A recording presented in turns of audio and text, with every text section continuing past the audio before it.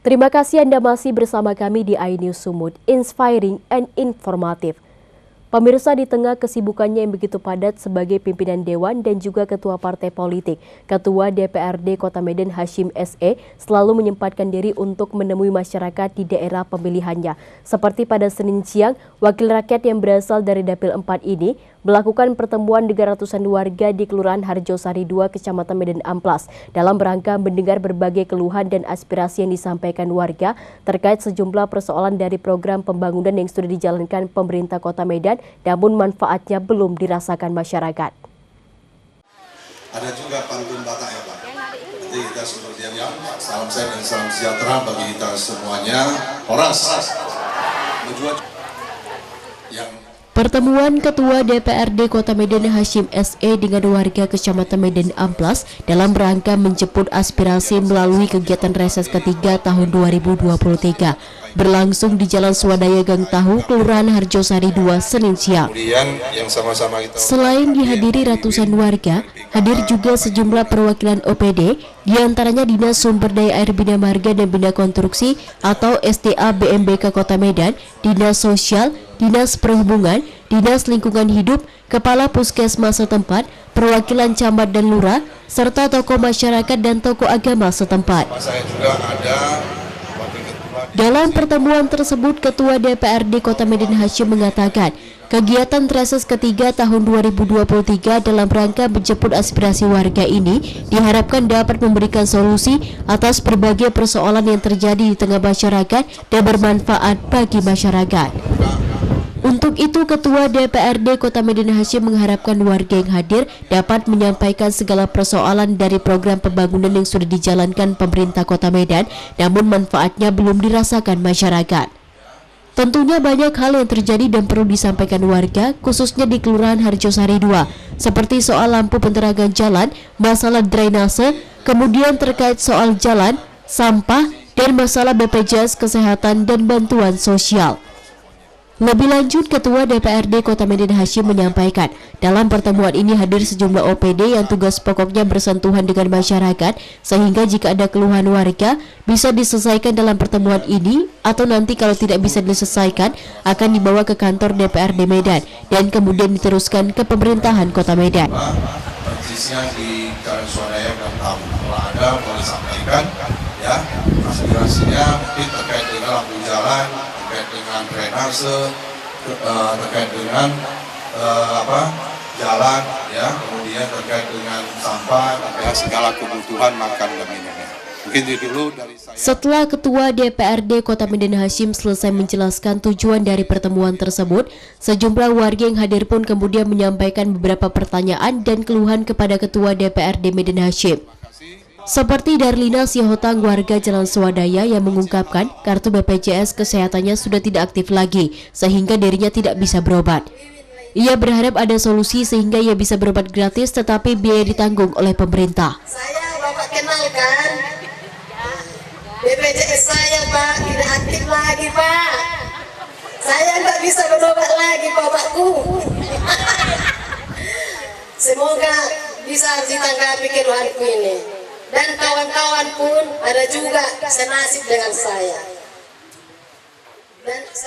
Keluhan berbeda disampaikan warga Jalan Swadaya lainnya, yaitu Antoni Zebua, yang mengatakan ada sekitar 1.000 orang kepala keluarga di daerah itu yang tidak mendapatkan bantuan sosial berupa PKH maupun bantuan sosial lainnya.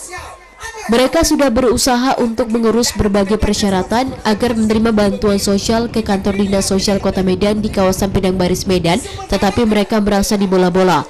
Pihak Dinas Sosial malah menyuruh mereka ke kelurahan dulu, padahal sebelumnya dari pihak kelurahan mereka disuruh ke kantor Dinas Sosial. Di sini dikatakan ada 1.000 kakak yang bisa mendapat bantuan, tapi mungkin mudah-mudahan Bapak ada namanya di situ. Ternyata tidak ada Pak. Lalu saya pergi ke kantor sosial. Apa kata orang itu? Pak, kalau bantuan itu kami tidak kenal. Tetapi baiklah ada jalan. Karena Bapak di mana? Bilang Medan Amplas. Oh, kalau itu ada utusan di situ mendeteksi bagaimana keadaan kebenaran orang yang wajar, dia bisa menerima bantuan itu. Tetapi sampai sekarang Pak, tidak ketemu kami.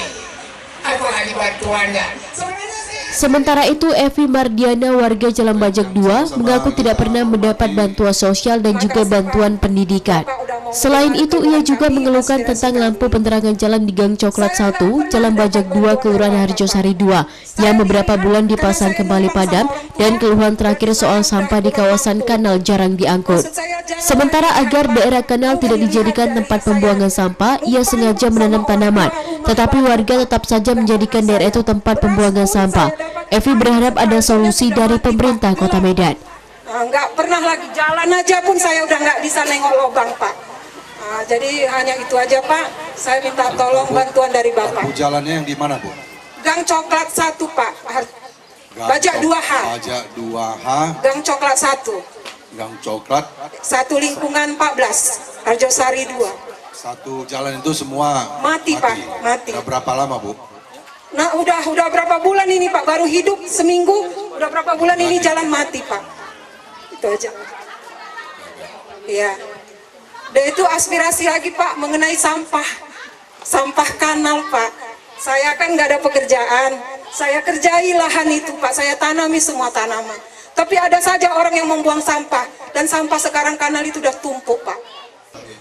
Menjawab keluhan warga dari Dinas Yaotang yang mengaku BPJS Mandirinya sudah mati, Ketua DPRD Kota Medan Hasyim mengatakan, pemerintah Kota Medan bersama DPRD Medan sudah mengalokasikan anggaran kesehatan tahun 2023 sebesar 200 miliar rupiah dengan tujuan untuk memberikan pelayanan kesehatan bagi masyarakat. Dan sejak Desember 2022, pemerintah Kota Medan sudah menerapkan program Universal Health Coverage Jaminan Kesehatan Medan Berkah atau UHC JKMB, di mana warga dengan menggunakan KTP bisa berobat gratis di rumah sakit atau klinik yang bekerja sama dengan BPJS Kesehatan. Ketua DPRD Medan mengatakan warga tidak perlu khawatir. Meski BPJS Mandiri sudah tidak aktif, bisa dialihkan ke BPJS gratis melalui program UHC JKMB. Warga bisa mendatangi puskesmas dengan menunjukkan KTP agar peralihan BPJS Mandiri ke UHC dapat diproses. Nanti Ibu datang ke puskesmas, ya, minta bantu ke puskesmas, tunjukkan KTP supaya ya diproses lagi kembali ke BPJS untuk masuk program UHC. Karena sebenarnya KIS yang itu semua beralih itu nanti langsung ke BPJS UHC.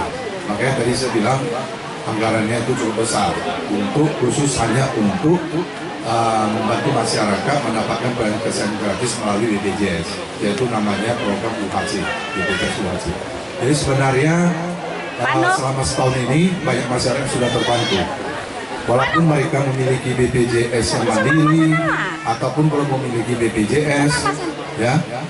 Nah, BPJS yang mandiri yang tidak sanggup bayar lagi karena faktor ekonomi yang tertunggak itu juga bisa dibantu dialihkan ke BPJS UHC. Terkait pernyataan warga soal bantuan sosial dan bantuan pendidikan serta masalah lampu penerangan jalan, Ketua DPRD Kota Medan meminta kepada perwakilan OPD yang hadir, yakni dari Dinas Sosial dan Dinas Perhubungan untuk menjawabnya. Sedangkan soal sampah di kanal kenapa tidak diangkut, Ketua DPRD Kota Medan Hasyim mengatakan sudah koordinasi dengan pihak Kecamatan Medan Amplas. Alasan tidak diangkutnya sampah karena letak sampah yang dimaksud berada di daerah Kabupaten Deli Serdang yang berbatasan dengan Kota Medan. Kalau untuk sampah di Kota Medan setiap hari pihak kecamatan mengangkutnya. Setelah diberi kesempatan menjawab atas pertanyaan warga terkait bantuan sosial, program PKH dan lainnya, Koordinator PKH Wilayah Medan Amplas Wiwin menjelaskan, bagi warga yang ingin mendapatkan bantuan sosial harus terlebih dahulu masuk dalam data terpadu kesejahteraan sosial atau DTKS. Untuk pendataan tersebut seharusnya kepala lingkungan untuk lebih aktif mendata warganya yang mana yang layak menerima bantuan sosial. Tentunya apa yang diberikan kepada masyarakat itu ada undang-undangnya, baik itu tentang proses, tentang anggaran maupun tentang kuota. Meskipun sudah terdaftar di dalam DTKS, tidak serta-merta warga langsung menerima bantuan sosial. Warga harus bersabar karena mungkin masih masuk dalam daftar antri. Sementara soal lampu penerangan jalan yang padam dan dikeluhkan warga, perwakilan Dinas Perhubungan Kota Medan mengatakan hal ini langsung diperbaiki, dan bagi warga yang menginginkan lampu penerangan jalan atau juga memperbaiki lampu jalan yang sudah padam, perwakilan Dinas Perhubungan Kota Medan memberikan nomor kontak untuk dihubungi supaya persoalan warga terkait lampu penerangan jalan segera ditindaklanjuti. Indonesia. Tentunya setiap bansos ataupun yang akan diberikan kepada masyarakat itu adalah ada undang-undangnya yang mengatur tentang proses, tentang anggaran, tentang kuota, ya Bu ya. Jadi ada proses, ada anggaran, ada kuotanya dari pemerintah pusat. Nah, untuk saat ini PKH itu di seluruh Indonesia itu diterima oleh 10 juta KPM, artinya keluarga penerima manfaat. Nomor telepon pengaduan, lampu jalan ya, bukan lampu rumah. Ya, lampu jalan. Pelayanan lampu jalan 0813 9600.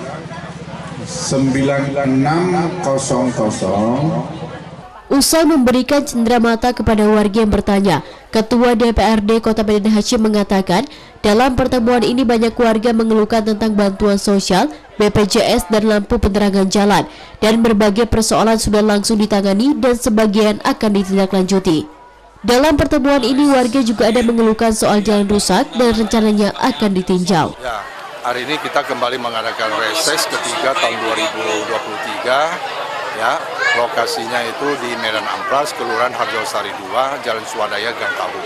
Warga pada saat reses tadi banyak menyampaikan keluhan, terutama terkait dengan bantuan sosial, yaitu PKH, kemudian juga berkaitan dengan bantuan KIS, termasuk juga BPJS. Warga sangat antusias bertanya dan kami telah menjelaskan kepada mereka dan sudah ada solusi yang diberikan kepada masyarakat. Kemudian selain itu ada juga tadi menyampaikan masalah lampu penerangan jalan. Nah, tadi hadir bersama kita dari Dinas Perhubungan ya yang berkaitan dengan yang menangani lampu penerangan jalan umum. Tadi sudah disampaikan dan sudah langsung ditindaklanjuti dan sudah diumumkan ya, diinformasikan ke warga yang hadir supaya bisa menghubungi nomor WA pengaduan bila mana ada lampu penerangan jalan yang terjadi rusak atau padam. Dalam kesempatan tersebut, Ketua DPRD Kota Medan Hasyim SE juga melakukan peninjauan Jalan Swadaya Gang Tahu yang dikeluhkan warga sudah lama rusak tetapi tidak diaspal. Bersama Kasubag TU UPT Dinas SDA BMBK Wilayah Medan Kota, Selamat Ketua DPRD Medan Hasyim menelusuri lokasi Jalan Swadaya Gang Tahu yang kondisi aspal badan jalan sudah terkelupas.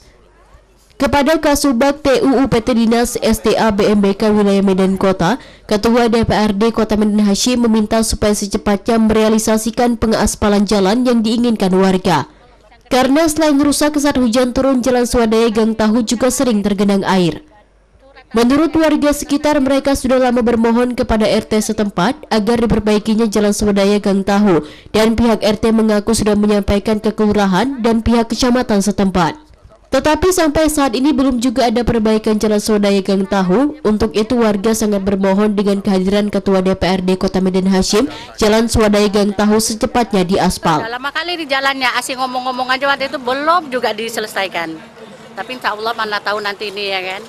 Minta tolonglah kami biar jalan kami bisa bagus, ya kan. Lagi pula kalau mau pergi sholat lagi, udah airnya banyak ya kan. Takut juga air-air itu kan kotor ya kan. PRT udah ngomong, cuma dibuat paret aja.